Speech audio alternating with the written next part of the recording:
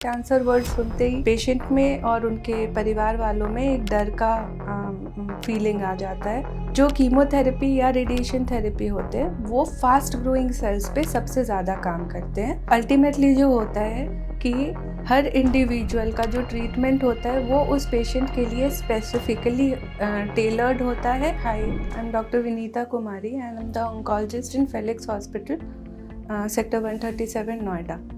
Today we'll be discussing about the myths of cancer therapies। तो होता क्या है, जैसे ही किसी पेशेंट को कैंसर का डायग्नोसिस मिलता है, कैंसर वर्ड सुनते ही पेशेंट में और उनके परिवार वालों में एक डर का फीलिंग आ जाता है, जिसका मेन कॉज है कि हमने कम्युनिटी में, अपने आसपास में और गूगल पे सर्च करके या फिर मूवीज़ और स्टोरीज़ में ये देखा है कि कैंसर हमेशा एक बहुत ही डिवास्टेटिंग बीमारी है और एंड रिज़ल्ट अच्छा नहीं है। इसके ट्रीटमेंट को लेकर बहुत सारे गलत फहमियाँ हैं। आज हम उन गलत फहमियों को थोड़ा सा क्लियर अप करने की कोशिश करेंगे। तो ऐसा देखा गया है कि जो सबसे पहला ख्याल किसी पेशेंट को आता है वो ये है कि कैंसर का जो ट्रीटमेंट होता है, जो कीमोथेरेपी या रेडिएशन थेरेपी होता है, वो बहुत ज़्यादा पेनफुल होता है। ऐसा देखा गया है कि पेशेंट को के अंदर ये फीलिंग होती है कि कैंसर का ट्रीटमेंट जो है वो कैंसर से ज़्यादा पेनफुल है, कैंसर के डिज़ीज़ से ज़्यादा पेनफुल है। लोगों में ये मान्यता है कि जो कीमोथेरेपी है और रेडिएशन थेरेपी है वो पेशेंट को बहुत ही कमज़ोर कर देती है और उसके साइड इफ़ेक्ट्स पेशेंट को बहुत ज़्यादा परेशान करते हैं। बट रियलिटी ऐसा है कि जो कैंसर का ट्रीटमेंट है वो रिसेंटली बहुत एडवांस हो गया है। हमारे पास नए कीमोथेरेपी के ड्रग्स के फॉर्मुलेशंस हैं जो साइड इफ़ेक्ट्स को रिड्यूस करते हैं। इसके अलावा भी जो हमारे पास जो सपोर्टिव मेडिकेशंस हैं जो कैंसर थेरेपी के साथ दिए जाते हैं वो साइड इफ़ेक्ट को कम करने में हेल्प करते हैं। जो बहुत इम्पॉर्टेंट चीज़ है वो ये है कि कैंसर का जो थेरेपी होता है, जो कीमोथेरेपी होता है, वो डिसाइड होता है पेशेंट के हाइट, वेट और उनके जनरल कंडीशंस और उसके एग्जिस्टिंग कोमॉर्बिडिटीज़ पे। तो हर पेशेंट के लिए जो ट्रीटमेंट डिसाइड होता है वो पेशेंट के जनरल कंडीशन, उसके इंडिविजुअल पे टेलर्ड होता है, जिससे कि पेशेंट को सबसे कम साइड इफ़ेक्ट हो, जिससे कि पेशेंट को कैंसर का ट्रीटमेंट भी हो लेकिन उसके लाइफस्टाइल को, उसके क्वालिटी ऑफ लाइफ पे ज़्यादा इफ़ेक्ट ना पड़े। तो अल्टीमेटली जो होता है कि हर इंडिविजुअल का जो ट्रीटमेंट होता है वो उस पेशेंट के लिए स्पेसिफिकली टेलर्ड होता है और डॉक्टर्स हमेशा क्वालिटी ऑफ लाइफ को प्रिजर्व करने के लिए फोकस करते हैं। जो सेकंड बात हमारे किसी पेशेंट के दिमाग में आती है वो होता है कि कीमोथेरेपी बॉडी के सारे सेल्स को अफेक्ट करता है और एक पॉइजन की तरह सारे सेल्स को डिस्ट्रॉय करता है। बट इसके लिए आप लोगों को बेसिक जानना होगा कि हमारी बॉडी में 3 तरह के सेल्स होते हैं, या तो फास्ट ग्रोइंग होते हैं, या इंटरमीडिएट ग्रोइंग होते हैं, या स्लो ग्रोइंग होते हैं। तो जो कीमोथेरेपी या रेडिएशन थेरेपी होते हैं वो फास्ट ग्रोइंग सेल्स पे सबसे ज़्यादा काम करते हैं। स्लो ग्रोइंग सेल्स पे उतना काम नहीं होता है। तो फास्ट ग्रोइंग सेल्स जैसे कि हमारे जो गट का म्यूकोसा है, या जो ओरल कैविटी का म्यूकोसा है, या फिर जो हेयर फॉलिकल्स हैं, या बोन मैरो है जिससे ब्लड प्रोड्यूस होता है, इन सब पे कीमोथेरेपी का सबसे ज़्यादा असर होता है। तो इसके कारण साइड इफ़ेक्ट्स होते हैं। इन साइड इफ़ेक्ट्स को मैनेज करने के लिए हमारे पास सपोर्टिव मेडिकेशंस होते हैं जिससे हम इसको थोड़ा सा कम कर सकते हैं। अदर वे, क्योंकि ये फास्ट ग्रोइंग सेल्स है तो जैसे ही कीमोथेरेपी स्टॉप होता है वैसे ही ये अपना टर्नओवर टाइम के बाद रेप्लिकेट करना शुरू कर देते हैं और वो साइड इफ़ेक्ट्स रिवर्स बैक होते हैं। तो इसलिए जो कीमोथेरेपी डिसाइड होता है वो इन साइकिल्स डिसाइड होता है, उसकी फ्रीक्वेंसी उस हिसाब से डिसाइड होती है कि नॉर्मल सेल्स को वापस ग्रो अप करने का समय मिले। तो कीमोथेरेपी से जो नॉर्मल सेल्स पर अफेक्ट होता है वो मिनिमम किया जाता है by deciding the frequency of the chemotherapy. उसके अलावा जो इम्यूनो और टारगेटेड थेरेपीज आ गए हैं अभी, वो स्पेसिफिकली कुछ स्पेसिफिक सेल्स पर ही काम करते हैं, वो नॉर्मल सेल्स पर उतना ज़्यादा इफ़ेक्ट नहीं करते और इसीलिए टारगेटेड थेरेपी और इम्यूनोथेरेपी के साइड इफ़ेक्ट्स बहुत कम होते हैं। तो हर कीमोथेरेपी पूरी बॉडी को इफ़ेक्ट नहीं करता, हर कीमोथेरेपी डिवास्टेटिंग नहीं होता, तो ये चीज़ जानना होता है। इसके बाद क्या आता है? इसके बाद होता है कि लोगों को लगता है हर कीमोथेरेपी में हेयर लॉस कंप्लीट हो जाएगा। ये नहीं होता। जैसे मैंने बात किया कि फास्ट ग्रोइंग सेल्स जैसे कि हेयर फॉलिकल्स कीमोथेरेपी से इफ़ेक्ट होते हैं। हर कीमोथेरेपी से थोड़ा इफ़ेक्ट होता है, लेकिन इतना भी नहीं कि हर कीमोथेरेपी से सारे बाल चले जाएंगे। कुछ कीमोथेरेपीज जैसे पैक्लिटैक्सेल, डोसेटैक्सेल, इन सब से हेयर लॉस ज़्यादा होता है और कुछ कीमोथेरेपीज़ हैं जैसे 5-FU, कैपेसिटाबीन, कार्बोप्लेटिन, इन सब से हेयर लॉस नहीं के बराबर होता है। दूसरी बात जो जाननी है, हेयर लॉस जो होता है वो कीमोथेरेपी के बंद होने के बाद नॉर्मल ग्रोथ आ जाती है, जो पहले जैसे बाल थे वैसे ही वापस आ जाते हैं। तो सिर्फ हेयर लॉस के डर से कीमोथेरेपी नहीं कराना is not a good thing. के बाद एक बहुत इम्पॉर्टेंट क्वेश्चंस जो पेशेंट्स हमसे पूछते हैं कि क्योंकि कीमोथेरेपी के बहुत साइड इफ़ेक्ट्स हैं, तो हम लोग नेचुरल थेरेपीज़ या फिर जो अल्टरनेटिव थेरेपीज़ जिसमें कि आयुर्वेदिक, होम्योपैथिक और अदर ट्रीटमेंट्स आ जाते हैं, उन सबको क्यों नहीं लिया जाए। तो ये बात जाननी चाहिए कि जो नेचुरोपैथी है, जो नेचुरल थेरेपीज़ हैं, उनका कोई साइंटिफिक एविडेंस नहीं अवेलेबल है। कुछ का है, बहुत मिनिमल है, लेकिन ये जो ट्रायल्स होते हैं ये प्रॉपरली मेंटेन्ड फॉर्म में ट्रायल्स नहीं किए गए हैं, बायसनेस बहुत ज़्यादा होता है और इन साइंटिफिक डेटा अवेलेबल नहीं है इनके फ़ायदे के। तो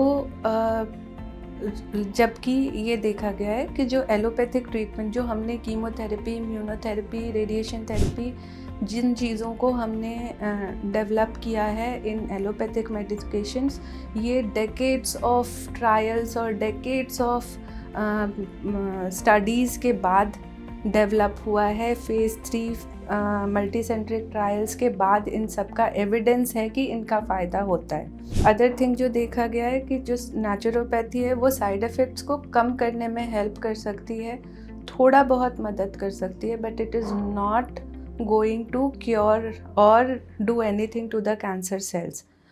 होता क्या है, लोग नेचुरोपैथी में जाते हैं और एक स्पेसिफिक टाइम वेस्ट कर देते हैं उस ऑप्शन को एक्सप्लोर करने में, जिसमें कि अगर एलोपैथिक का ट्रीटमेंट हो गया होता तो पेशेंट को बेनिफिट स्टार्ट हो गया होता, और इस बीच में पेशेंट का डिजीज़ बढ़ जाता है which is devastating for the patient.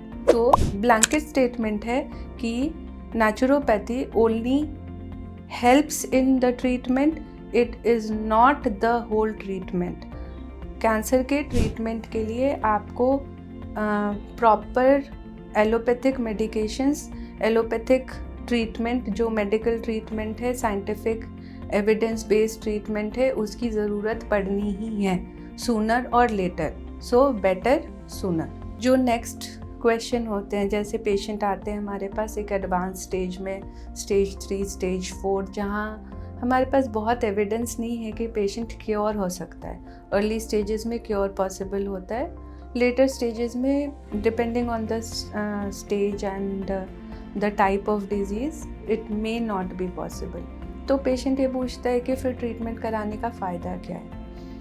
ऐसे में लोगों को ये समझने की ज़रूरत है कि कीमोथेरेपी या जो हम ट्रीटमेंट करते हैं वो सिर्फ क्योर के लिए नहीं है, डिज़ीज़ को गायब नहीं किया जा सकता, लेकिन उससे डिजीज़ को कंट्रोल किया जा सकता है। कंट्रोल मतलब जब हम कीमोथेरेपी, इम्यूनोथेरेपी देते हैं तो ट्यूमर के साइज़ को कम किया जा सकता है। ट्यूमर के साइज़ के बढ़ने के कारण जो एडिशनल सिम्टम्स होते हैं, जैसे पेन हो गया या प्लूरल एफ्यूजन, पेरिटोनियल एफ्यूजन हो गया या कोई नर्व कॉर्ड कंप्रेशन हो गया, इन सब को कंट्रोल किया जा सकता है, जिससे कि पेशेंट का जो लाइफस्टाइल है वो प्रिजर्व्ड रहे and the remaining time until uneventful, that can be increased. The time of patient survival can be improved, the quality of life can be improved. तो कैंसर का treatment at any stage is always beneficial for the patient. और क्या होता है, जो हमारे patients हमारे पास आते हैं, उनको जैसे ही बताते हैं कि हमें कीमोथेरेपी देना है, तो उनका कहना होता है कि हमारे पड़ोस में वो थे, उनको रेडिएशन लगा, वो उनको ऐसा हो गया। लोगों को ये समझने की ज़रूरत है कि हर कैंसर का ट्रीटमेंट अलग होता है। एक ही तरह के कैंसर में हर इंडिविजुअल में वो ट्रीटमेंट अलग होता है। जैसे मैंने कहा कि ट्रीटमेंट जो है वो इंडिविजुअल, उनके हिसाब से एक ट्रीटमेंट का प्रोटोकॉल बनाया जाता है। जो कैंसर का ट्रीटमेंट है वो पेशेंट के एज, सेक्स, उनका जनरल स्टेटस, उनका कोमॉर्बिडिटीज़ पहले से हाइपरटेंशन, डायबिटीज़ या हार्ट डिजीज़ या किडनी डिजीज़ क्या है, उसके हिसाब से। उसके अलावा जो डिज़ीज़ का प्रोफाइल है, जैसे कि कहाँ की बीमारी है, किस स्टेज की बीमारी है, इन सब को देखते हुए हम पेशेंट का ट्रीटमेंट डिसाइड करते हैं। और ज़रूरी नहीं है कि जो ट्रीटमेंट हम एक पेशेंट का डिसाइड किए हैं वही ट्रीटमेंट हर पेशेंट में दिया जाता है। तो हर पेशेंट का प्रोफाइल अलग होता है, इसलिए हर पेशेंट का ट्रीटमेंट अलग होता है और इसलिए हर पेशेंट का रिस्पॉन्स अलग होता है। इसके अलावा एक बहुत इम्पॉर्टेंट चीज़ है कि हर पेशेंट का बायोलॉजी अलग होता है। तो पेशेंट सेम ट्रीटमेंट पे कैसे रिस्पॉन्ड करता है वो उनका इंडिविजुअल बायोलॉजी डिसाइड करता है। Same stage, same site of treatment, same site of disease, same type of patient में सेम ड्रग का अलग अलग रिस्पॉन्स होता है। तो इसलिए इस चीज़ से नहीं घबराना है कि अगर किसी और पर इतने साइड इफ़ेक्ट्स हुए तो ज़रूरी नहीं है कि वो आप पे भी होंगे। तो हर इंसान का ट्रीटमेंट उनके हिसाब से डेवलप किया जाता है। और जैसे मैंने कहा कि हमेशा डॉक्टर इस बात का ध्यान रखते हैं कि क्वालिटी ऑफ लाइफ प्रिजर्व्ड हो। हमारे ट्रीटमेंट से जो हमारा मोटो होता है डॉक्टर्स का, डू नो हार्म, हमारा ट्रीटमेंट कभी भी इस तरह से टेलर्ड नहीं होता कि पेशेंट को हमारे दवाइयों से इतना हार्म हो कि वो डिजीज़ से ज़्यादा हो।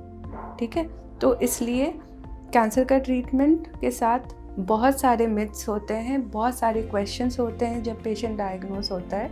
जो हम कर सकते हैं वो ये है कि डॉक्टर को भी और पेशेंट को भी अच्छे से रिसर्च करना चाहिए, साथ में बैठ करके प्रॉपर काउंसलिंग करनी चाहिए।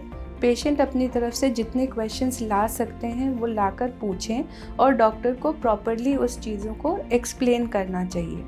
ये जब प्रॉपर कम्युनिकेशन होता है तो जो हमारा डर होता है वो ख़त्म होता है। जो इनकम्प्लीट नॉलेज पेशेंट या उनके अटेंडेंट कहीं कहीं से गैदर कर रहे हैं, उन सब चीज़ों को डॉक्टर से डिस्कस करने पे उन सब का एक्सप्लेनेशन मिलता है और डॉक्टर को भी एक बेटर पिक्चर मिलता है कि हमें किस हिसाब से पेशेंट का ट्रीटमेंट डिसाइड करना है और अटेंडेंट का भी एक कॉन्फिडेंस बढ़ता है ट्रीटमेंट में। So this is a sort of thing जो कम्युनिकेशन, बेसिक कम्युनिकेशन से इन चीज़ों का सल्यूशन हो सकता है। डॉक्टर की अपॉइंटमेंट के लिए दिए गए नंबर 9810455953 पर आज ही संपर्क करें।